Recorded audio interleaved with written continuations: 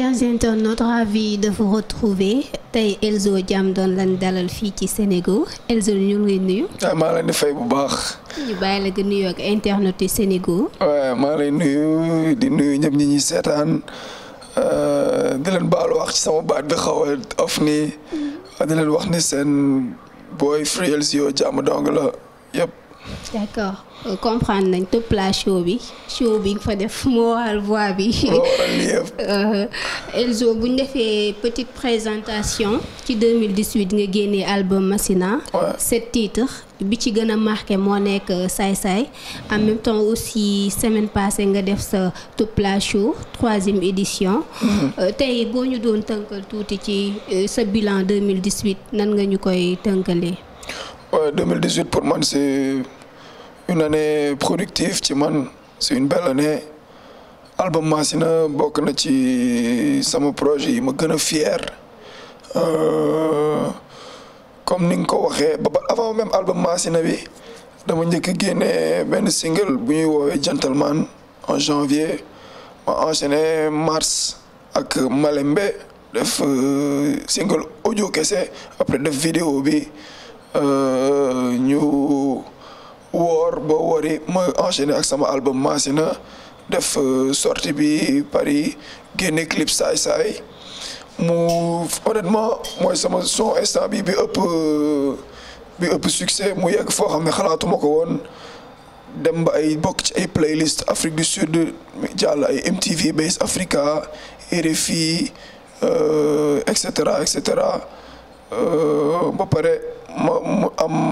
opportunité wu ñëw léegi def sama 3e édition Top La Show yàlla def ci sutura alhamdulilah ma génnewaat beneen projet bu bees Free Season 2 parce que Free Season 1 laa génne woon bi may njëkk def Top La Show 1 donc génne Free Season 2 donc li ma accomplir ci 2018 bi franchement ouais c'est une année très productive ci man donc bilan très positif. su amee aussi bilan bu positif dinañ dellu si waat ci album bi mais temps yi Aya Nakamura bi mu fi jàllee gis nañ photo yi yenn sa kii bi nga demee aussi Vibe Radio apporté nga fa ay éclaircissement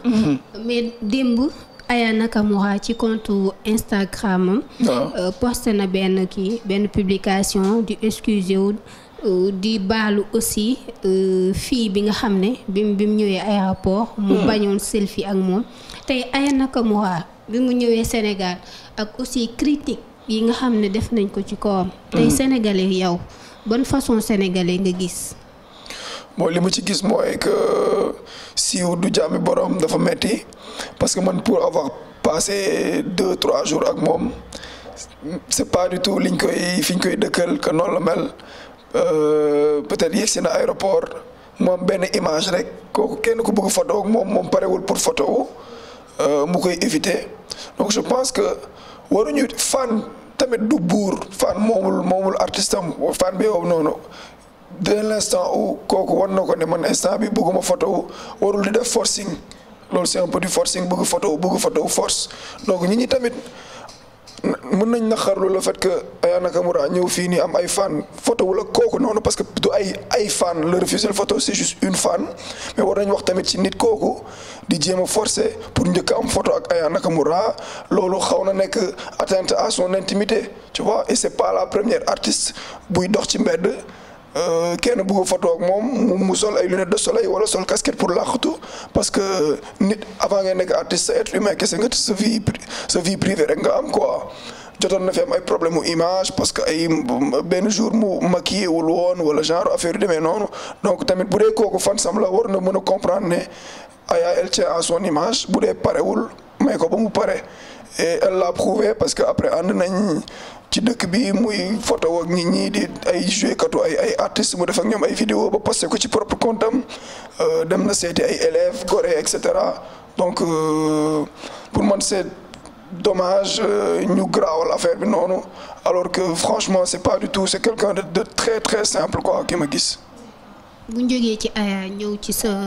single bi nga mujjee génne Jéngu ci texte yi ñu ngi gis yenn phrase yi par exemple quand Elzo dit que ku la gën a jege moo la gën a mën a siis ku la gën a c'est pas du genre affaire yooyu loolu loo dund la wala. waaw dama ne kii la gën a jege kii la gën a bëgge moo la gën a mën a siis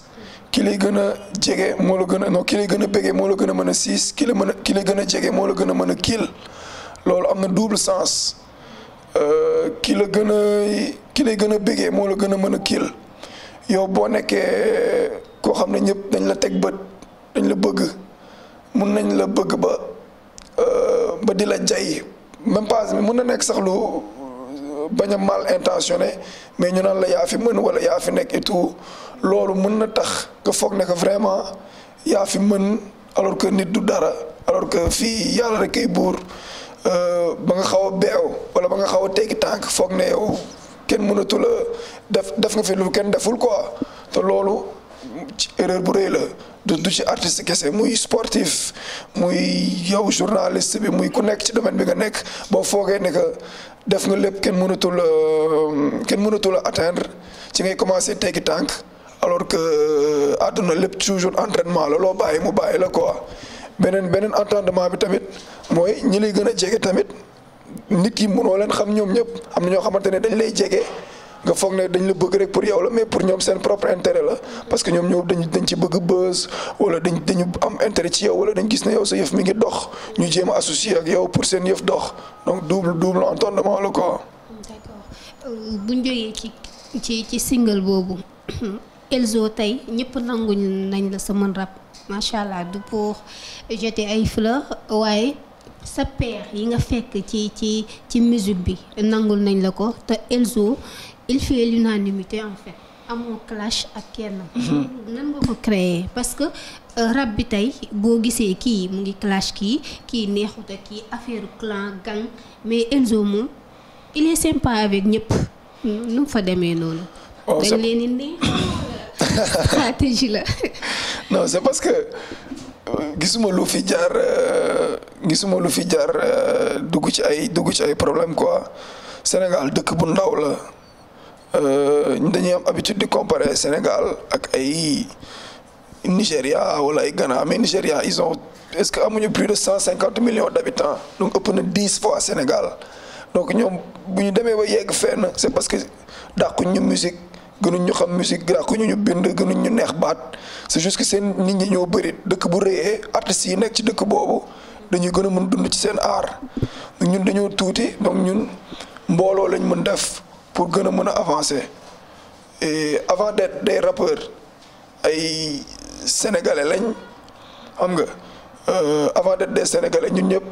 dañoo gëm yàlla du ma ne musulman ku mel ni Dip wala yooyu il est chrétien mais ñun ñëpp ñoo bokk benn yàlla biñ gëm donc bu ñu demee am ay 60 ans ay fàttaliku rek lay nekk donc jarul mun na nice quoi parce que yëfu jeunesse la yëfu da ngay am sa xadar di wax di dem mais d'ici quelques années ay fàttaliku rek lay nekk donc na nice kese te ñaanuñu ko yàlla mais man fi muy bëgg gars yi di fàttaliku mooy bu léegi buñ jékki-jékki woon rek ñaanuñu ko maara day taali kenn ci ñun jóge fi wala yooyu kenn ko amal problème jóge fi di nga ruus quoi parce que di nga ñëw di nga war a ñëw jaale si ay mbokkam wala xam nga affaire yooyu donc di nga ruus donc nañ ñuy xalaat yooyu noonu yëpp xam ne jarul ñu yegg ci fu ñaaw d'autant plus que on est un petit pays un petit marché nañu jàppalante pour pousse mu gën a dem ñun ñëpp ñu profiter ci. mu pousse mu gën a dem ngeen jàppalante mais ci jàppalante boobu tey rapport yu bari bu ñu nekkul di clashante am na ci ñoo xam ne am nañ problème avec la justice comme Ngaaka Blindé yàlla dimbale na ko ba libéré nañ ko toppatuñ ko ci dara mais démb rek Khalifa benn rappeur ñu ngi naan ne vidéo bi mu def di clash Macky Sall moo tax bokk na ci li ñu ko arrêté ba instant bi moom mu ngi prison tey boo doon def benn analyse wala benn message booy lancer sa frère artistes yi comme que affaire bi yëpp benn la est-ce que jotul ñu xoolaat texte yi ñuy bind. ak mais dafa am aussi nga ne dafa am ku tudd Khalifa.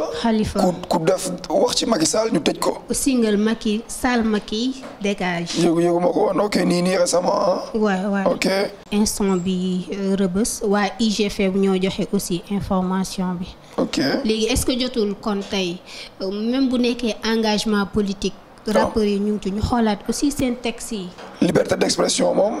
dafa bokk ci suñu ay droit waaw boo amee lu la metti wala comme lu la neex am nga droit wax ko te du rappeur kese artiste loolu mooy njëriñam ci société xam nga artistes yi ñooy tax nit ñi di artiste moo mën a nekk la voix des sans voix moo mën a exprimer loo xamante ne nit ki da koy dund ci xolam te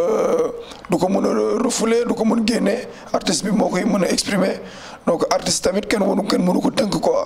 boo demee ba am envie de wax dara di calculer su ma ko waxee lii moo ma nar a dal wala lee moo ma nar a dal déjà ça va freiner ta créativité te on est dans un pays de droit nekkuñu ci dictature dégguma nag li kooku wax mais bu dee daal yaa ngi am teggin man par exemple bëgguma ñu may saaga donc du ma saaga waate li ma bëggul ñu def ma damay def tout ma bañ ko def nit ñi mais quand même nag sama liberté d'expression moom dama koy utiliser dama koy utiliser ci sama art parce que pour man loolu mooy art quoi. ci même sillage bi aussi artiste ak engagement politique est-ce que loolu du wàññi dara ci carrière am parce que tey buñ gisee Elzo gisuñ ko ci Ousmane Sonko Elzo gisuñ ko ci Macky Sall Elzo il est neutre moom France la nekk def vidéo ñëw Sénégal def toplage show après quelques séjours mu delluwaat. mais tey ñi nekk fii Sénégal jël position boobu est-ce que du leen yàkkal ci seen public. non je ne pense pas parce que artistes yi gën a mag ci monde bi ay Bob Marley ñëpp xamee nañ ko engagement politique dafa yàgg xeex benn système miñ fi teg. reggae ak rap moo musa ànd ak loolu